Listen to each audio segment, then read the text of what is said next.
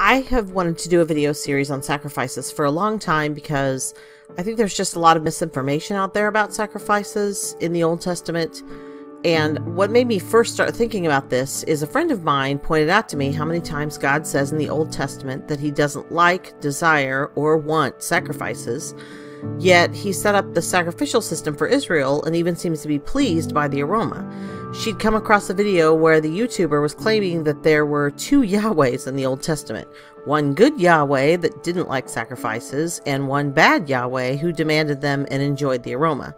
Now, I knew that was not correct, but still, her question got me thinking. The fact is, how we view the sacrificial system can have a huge impact on how we see the nature of God. For some, the idea of a God that demands blood of sheep and bulls and goats just so he can one day let his own son be killed in this way is just a little too gory and bloodthirsty for a lot of people to accept, even from a God we're told does not think like us. But even a God who doesn't think like us is described to us in Scripture as compassionate and loving and merciful, and he makes covenants that even include peace for the animal kingdom in the future. So how does that make sense if God, on the other hand, demands the holocaust of animals? It's a really tough question, and two-sentence sound bites are not going to answer it. So we're going to need to do some history and some understanding of ancient culture, some understanding what spiritual state people were in when they wanted to offer blood offerings, and then we can get some sense of what is really going on with the blood sacrifices in Scripture. So we know that God created animals and that he cared about them so much that in the beginning with Adam and Eve, he didn't even give them to eat, and they were actually commanded to care for them. So how do we get from there to allegedly blood all over the streets in Jerusalem from over 250,000 lambs that Jewish historian Josephus said were sacrificed at the time of the Passover? Did God really like this? Was he pleased with this? Did he even command this? The simple answer is no, and I'm going to show that with Scripture over the course of this series. In the series, which I'm going to be putting out a video every few days, I think, I'm going to cover: did God sacrifice an animal for Adam and Eve's sins? Did Abel kill a lamb for his offering? Who was the first person called by God who chose to offer a blood sacrifice?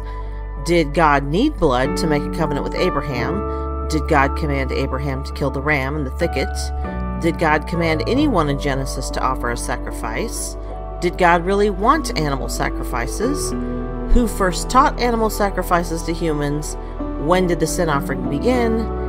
Did Jesus eat lamb at the last Passover? And most importantly, which is, what did God tell Jeremiah about why he gave the sacrificial system to Israel in the first place? Now, many of these answers to these questions will definitely surprise you. I took several months to study this topic out, and I will tell you, I was surprised myself. Through the Bible, archaeology, ancient history, Scripture, and a couple of statements from non-canonical sources, I want to get to the bottom of this topic, and by the time it's over, I think you will know without a doubt why Hebrews says concerning Jesus, "Sacrifices and offerings you did not desire, but a body you have prepared for me." If God didn't like sacrifices, then why did he create a body for Jesus to be sacrificed? That's what we're going to find out by the end of this series. So I hope you'll tune in, because I think it's going to be really good. The church has taught a lot of different things about sacrifices that sound really good, but I want to stay biblical here and just let the Bible speak for itself. So I hope you'll tune in, and I will talk to you guys soon. Thanks.